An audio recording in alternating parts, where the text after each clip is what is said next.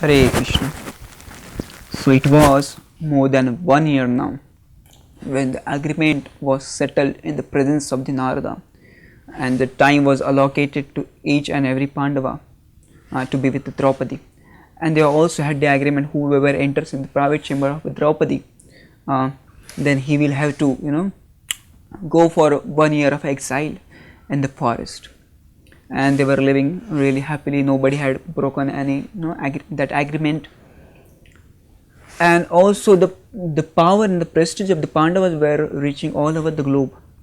All the kings were under their feet. They were winning over them, and they were, by showing their own example, they were teaching the other kings that how virtue will only bring the happiness.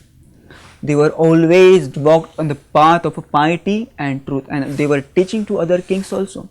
And that's why soon all the kings, those who were made the alliance with the Yudhishthir and Indraprastha kingdom, they started knowing Yudhishthir Maharaj as a Dharmaraj, the king of a religion. So their only aim was that everybody can become a peaceful and happy by following the truth and the piety and the ways of a religion, like that. So one day it so happened that it was a time for Yudhishthira to have private time with the Draupadi. So he was in her private chamber, and meanwhile at the midnight one Brahmana came to the Arjuna asking for some help. Started shouting, crying, "Oh Arjuna, please help me. How can this happen in the Indraprastha, the Pandavas kingdom, that some robber comes, some thieves comes at my house and started beating me and started robbing me? What should I do? You are such a powerful brother, you should protect me immediately. Please do something for this." Now, Arjuna thought for a while, and he realized that his weapons are not with him. His weapons are kept in that particular private chamber.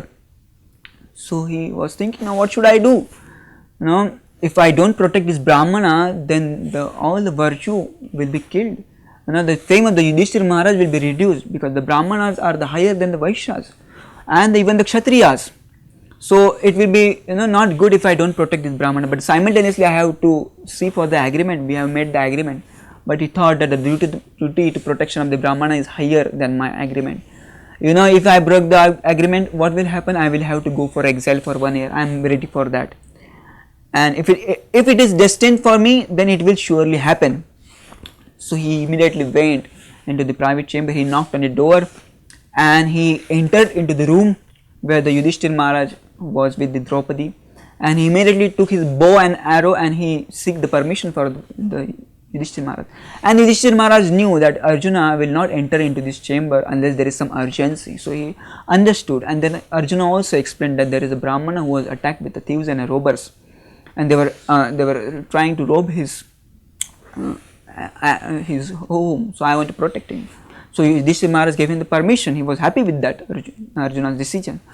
So he immediately sat on the horse, and he went to the house of the Brahmana, that particular Brahmana. He challenged the thieves and the robbers, and he immediately killed all of them.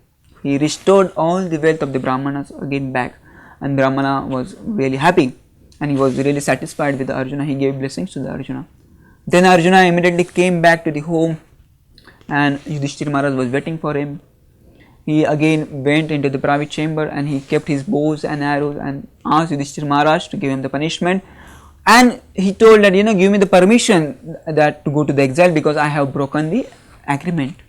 And then Yudhishthira Maharaj told, no, you have not broken any agreement, and I was not at all disturbed by your entry in that chamber. After all, what you did, you wanted to protect the Brahmana and you wanted to protect my name and fame. So whatever you have done, it's for me.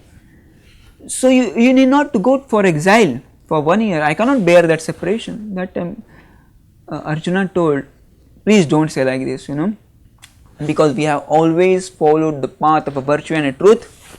I cannot break any rule. This was our rule, this was our agreement, I must follow that. And he told that it's my destiny to suffer from that. The Yudhishthira Maharaj also agreed for that, because Arjuna was really adamant, and he understood that it is a way of a providence. He should be given allowance to go to the forest, and he had faith in Krishna that Krishna will somehow or other protect the Arjuna. So he allowed Arjuna to go for exile for 1 year. Now in the next session we will see that what Arjuna did when he was in exile. Thank you very much. Hare Krishna.